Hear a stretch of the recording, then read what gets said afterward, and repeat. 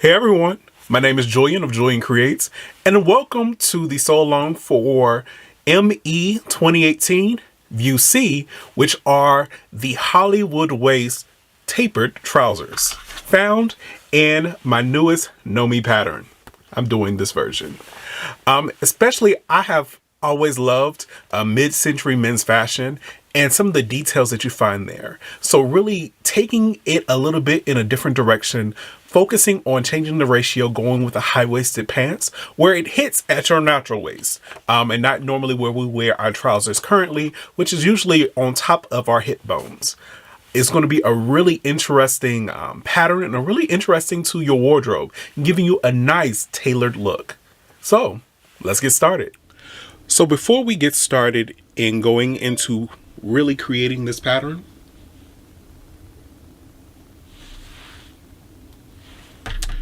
one thing I want to note is looking at the sizing for the pants. Now remember, these pants sit higher than your normal pants that you would get, which sits usually on top of your hip bones. This one goes to your natural waist. So kind of where if you try to do a little teapot and bend at your waist, that where that indentation is, that's where it will sit. Mine's is a little bit under my belly button. So you want to pay close attention to that. One great thing about this pattern is that the sizing is marked for the waistline for the finished garment measurements on your pattern. So for me, what I decided to do is I decided to go up a size to a size 50 to accommodate my waist because I've been eating a little bit. But just that is something to pay attention to. So though you might see all of the different sizing on your actual pattern here, I decided for me it might be best to go up a size. So just something to check out before you get deep into cutting your pattern. In order to make View C, the tapered high-waisted pants, the pieces that you will need are number 10, which is the front. You will cut 2.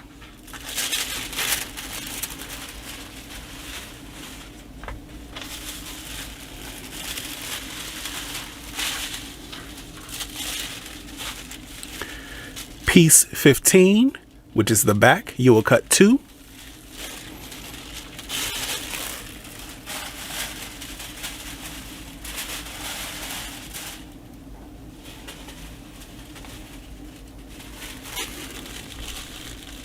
Pieces 11 and 12. So you have your pocket facing as well as your yoke front, which is also part of your pocket. You will cut 2 of your fabric.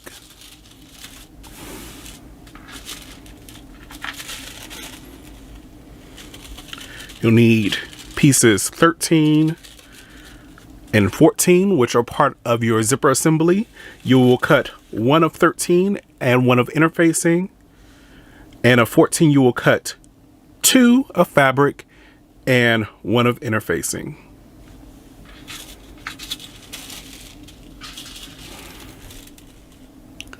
Next, you will need pieces 16, 17, and 18. These are part of your back welt pocket. So this is your welt, your back pocket facing, as well as your back pocket. Of 16, you will cut 2 of fabric and 2 of interfacing. Of the back pocket facing, you will cut 2 of your regular fabric. And of 18, this is to cut 2 out of linings, for this is for your pocket bag.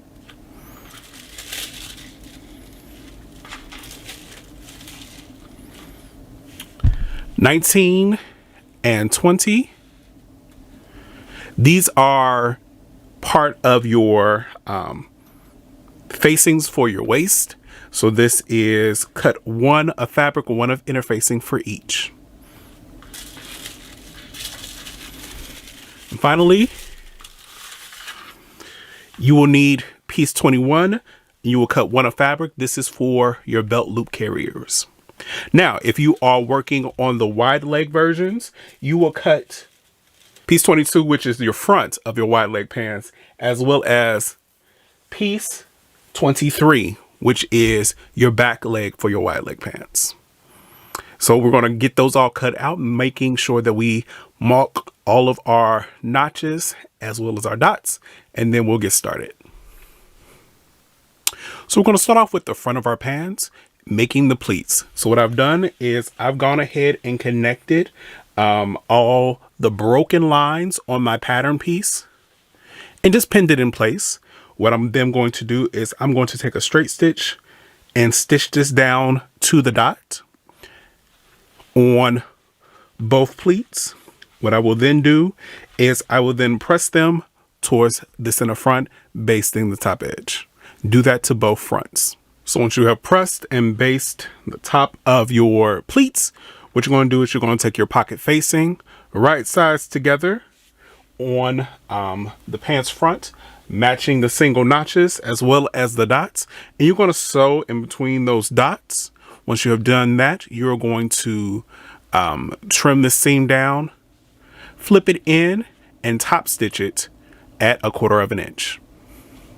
So now that the pocket facing is attached as well as top stitch at 1/4 inch, we are now going to attach the yoke front, or basically the other side of the pocket. The best way that I like to line this up is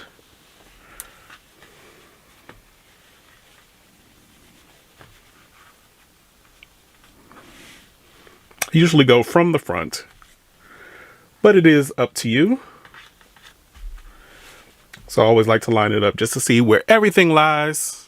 Similar to that, on the back side, I am making sure that my notches match for my pocket and all my edges kind of match up.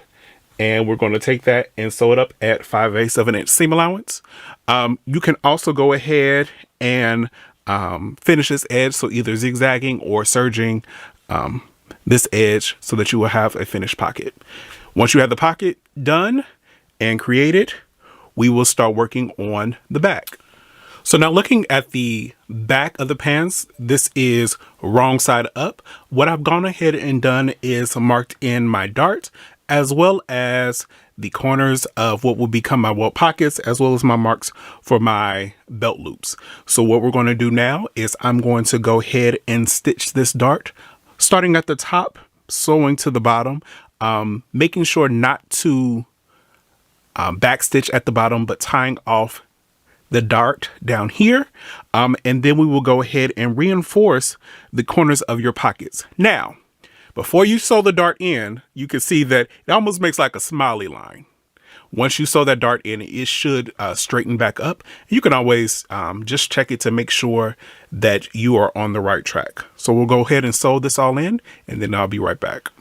So I've gone ahead and done my welt outlining, and instead of just boxing in the corners and reinforcing those, I like to go ahead and box out the whole box. I find that it helps me when I sew on the welt pocket and all the other pieces a little bit later. So now let's work on the actual welt piece. So you're going to take one of your interface piece number 16s. We are going to fold it in half, and I've already placed my little marks on here. And I'm basically going to take it from the top and sew all the way down, making this little box. And we're going to use a 3/8 inch seam allowance. So once you have put together your welt and you basted it in place, what we're going to now do is we're going to place this on top of our line. We're going to match our small dots with the corners and the edges of the box we created for the welt, and the stitching line should match the stitching line of the welt itself. We're going to base this in place, and then this open edge at the top we are going to trim down to 1/4 inch. So now that we have the welt basted in place and the seam allowance trimmed, we're going to focus on the pocket bag itself. So what we want you to do first is I made sure that I used a heat transferable or heat erasable pen and just made my marks so I know where my dots are, where my welt is supposed to be on my pocket, as well as my placement line. And this is my lining fabric. As you can see, I decided to use the same fabric as the shirt, which was in my previous tutorial for view A of this pattern. So I like to, this is a fun way to tie in both pieces if you're planning to wear them together, or just to use some fun fabric on the inside of your pants as your own little secret. Now we're going to start focusing on our back pocket facing. So on the undotted edge, so we have, I made my 2 dots here. We are going to fold under a 1/4 of an inch and press that in place. If you don't feel like pressing it, you can also use a serger or anything like that. Once we have done that, we are going to place it on our actual pocket bag, matching up our dots and basting this in place. So once you have put your back pocket facing on top of your pocket bag, you are going to put your pocket bag on top of your pants, right sides facing together. And we are then going to go ahead and make sure that we're lining up our welt. So I made sure my markings for my welt is also in my pocket bag, and we are going to sew that welt in place. Now, what I like to do and what works for me, and you want to use what works best for you, especially when sewing this box together with all these different layers, even though the welt is already sewn in place, I like to sew it from the back side because I've already made my box. So if I follow that box, it's easier for me to make sure that everything kind of lines up in place so that I can get a nice crisp welt when I'm done. So I'm going to take this to my machine and sew it from the wrong side to sew in my box. So I will start my stitching right at the corner of the box and stitch all the way around. Now, all these extra markings is where I kind of started, but I always make sure I go ahead and follow the stitching line of the box I made, since that's kind of the permanent piece of the box itself for the welt.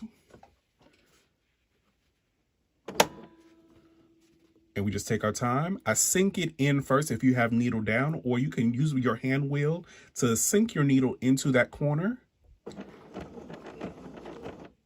Secure it, and we're just going to go up the stitching.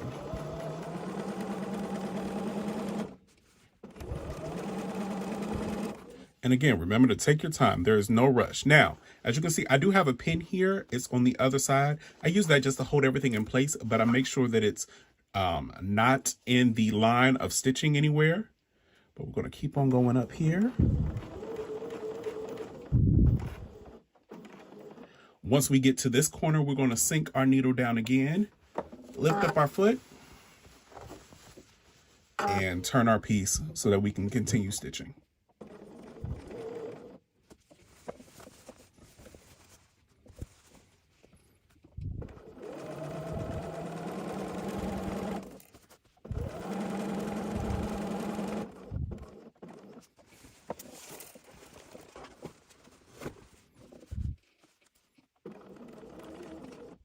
And then once you get back to the top of where you started, you can do one back stitch just to make sure that you are ending in the same place. Secure your thread and cut. So I've already started doing it here, but once you have sewn your box in place, you are then going to, I made a clip in the center, and start to cut this open, cutting from the middle of the box, and then you're going to cut diagonally out to the corners of the box that you created, making sure you get to the stitching but not through the stitching. So looking at this other side, we are going to go through the middle here and then go all the way up into those corners. And getting as close into that corner as possible is really what's going to help make sure that you have a nice, crisp box. So now, once you've done that, we can start to turn through our pocket.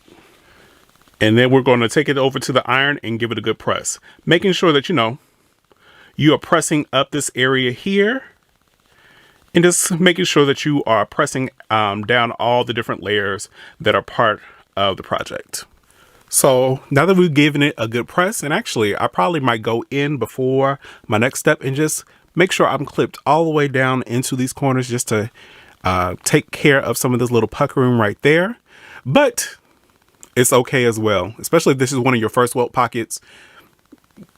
Do what works best for you. But what we're now going to do is we're going to secure the welt itself. So on either side, there should be a small triangle of fabric, and we're going to sew down this edge and this edge. Once we have done that, we will then start folding our pocket in place. So from the other side, what it's going to look like is this. Now, to do this, what I like to do is I like to connect the top edge of my pocket as well, and then use a serger to close up my pocket itself. So we're going to finish that part of the pocket up, and then we'll be back. So to finish up our pocket, I went ahead and make sure that I serged all the edges of my pocket together, just so that there is no fraying or anything of the fabric at laundering. And you can go ahead then and baste the pocket close at the top, just so that it holds it together and that there's no gaping as you are completing the trousers. I just put a pin in it for right now. Now that we're done with that, we're going to sew the backs to the front at the side seams. So right here at the side seams, using 5/8 of an inch seam allowance. If you want to, you can go ahead and finish these edges first, using your serger or zigzag stitch or anything like that, just so that you can capture some of this fraying, matching your notches and everything as you are sewing those together. So once you have sewn your side seams together, we'll start focusing on the zipper. So now we're going to start on attaching our fly and our zipper. So the first thing I did was at the large dot here on the pattern, I went ahead and reinforced that with a line of stitching at that large dot and clipped to that line of stitching. That reinforced it just so that nothing is going to fall apart, and it's also not going to stretch. Once we've done that, I also went ahead and took my left fly piece and I did an edge finish. I used a just my serger just to finish that edge. You can also do like a rolled hem. You can use some bias tape or anything like that to finish this. So now that we've done that, I'm going to match my notches as well as my large dot to my large dot, right sides together. And we are going to stitch this on from the large dot up. And once we have done that, we are then going to trim this seam allowance down to 1/4 of an inch from the large dot up. So now that the fly has been put on the pants front and we have pressed it out with the seam allowance going towards the fly itself, we are now going to focus on attaching the first part of the zipper. So I've taken my zipper and I have shortened it. So I had to remove the teeth from the top by about 1 inch. You can either do like some whip stitches at the top to make a new stopper, or I had some metal stoppers and I placed that on the zipper itself. Then I placed the zipper down, face down on top of the left fly, starting at the small dot at the top with the zipper tape along the edge of that seam here. And we are going to take it over to the machine using a zipper foot, and we are going to sew down the left side along here.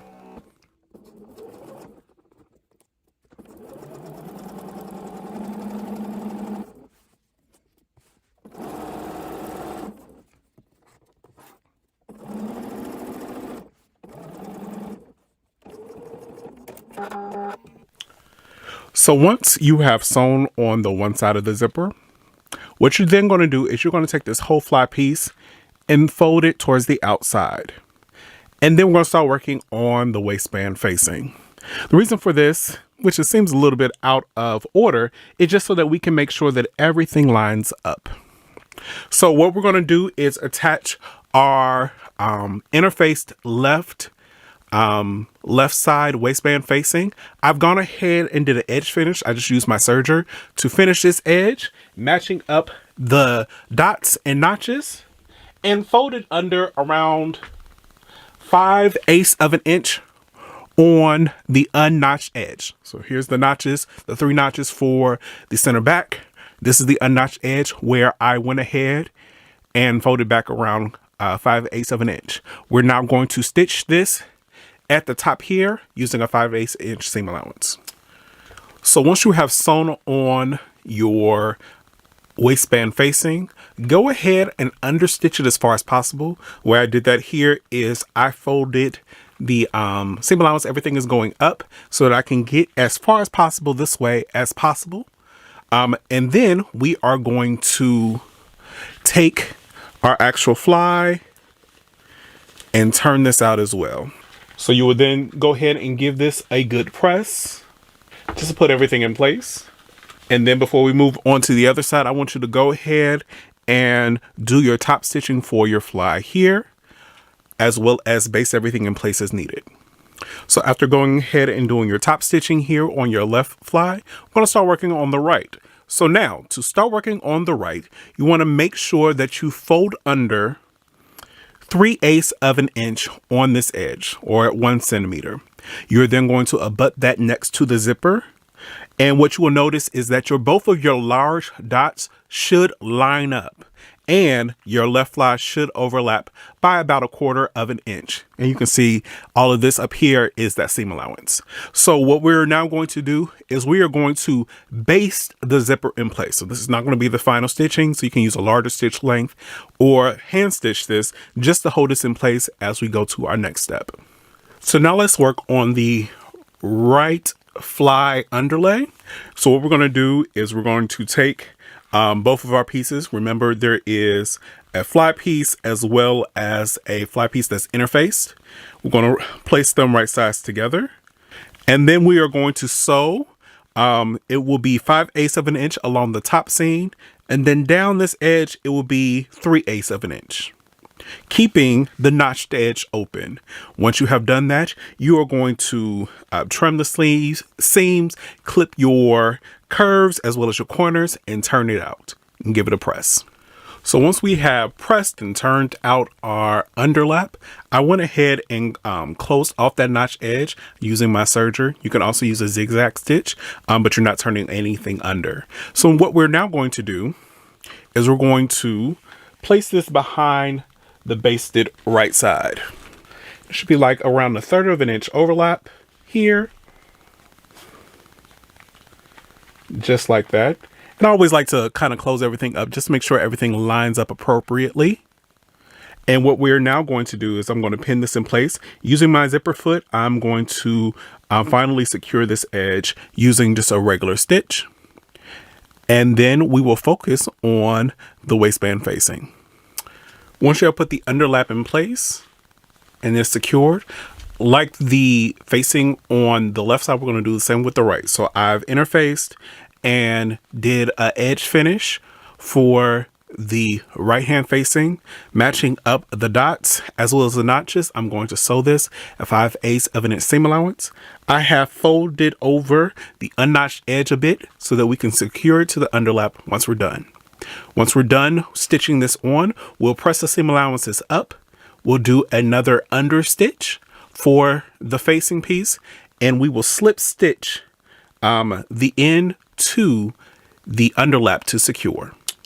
So once your waistband is all squared away, we're now going to start working on sewing up the pants. So we're going to start putting together the inside leg seams. So I want you to match front to back, matching your notches, stretching your back to fit your front. So there's usually more fabric in the back, so just make sure that they match at the edge. You're going to sew down either side at 5/8 of an inch seam allowance. So now that you've done your inner leg seams, it is easiest to go ahead and press those open, or at least the top part, especially as we're about to do the crotch seam. So we're going to, I find it easier to put one leg inside the other with the right sides facing each other. And we're going to start at the large dot by the fly, making sure all the notches match. And we're going to sew all the way up the back, unfolding the facings so that we can get that as well. Once you have done that, we are going to go back, and especially in this area of high traffic about a 1/4 of an inch within the seam allowance, we're going to do another line of stitching just to make sure that that has just an extra layer of protection. So we're going to do that. You can go ahead and also press these seams open if you so choose, and then we'll come back and focus on the rest of the finishing. So overall, now your pants are all together. What we're going to do now is we're going to do our belt loops so that we can include that as part of our finishing of the pants. To do that, you want to take your belt loop piece and you're going to want to press it in half, and then press each of the ends after you press it in half into half again, so that all of your raw edges are kind of inside. And you're going to do 2 rows of top stitching all along either edge, so that we can then cut these into belt loops. Once they're cut into belt loops, you can then place them along the front and the back, and we can include that as part of our finishing. There is going to be some hand finishing that needs to happen. That includes making sure that you just hand tack the edge of your waistbands all together along this edge and this edge. You want to also hand tack your waistband at the back as well as at the side seams. Once you have put your belt loops on, you're also going to want to make sure you put your buttonhole, your button, and your hook and bar before going to the front and making sure that you add a bar tack right here at the bottom of your zipper, and then go to hem. So for these, which are the tapered versions, the option to hem these is to turn them up a 1/4 of an inch and then turn again, and you can either do a hand blind hem, a blind hem stitch, or even top stitch these down. For the wide leg versions, you can also do a cuff, and that is provided within the pattern. And with that, you have finished view C of Know Me ME 2018. And there we have it. We're done with ME 2018 View C, which are our high-waisted Hollywood waist tailored trousers. I hope you enjoyed this sew along and learned something to take on to your next sewing project, especially if you're continuing on with your pants making journey. I would love to see all the different things that you've made. So make sure to tag me, Julian Creates, on all platforms, but also use hashtags KnowMePatterns as well as hashtag ME2018, just so that I can see all the things that you make. Feel free to reach out to me if you have any questions on social media, and I hope, if nothing else, that you keep creating. So until next time, talk to you later.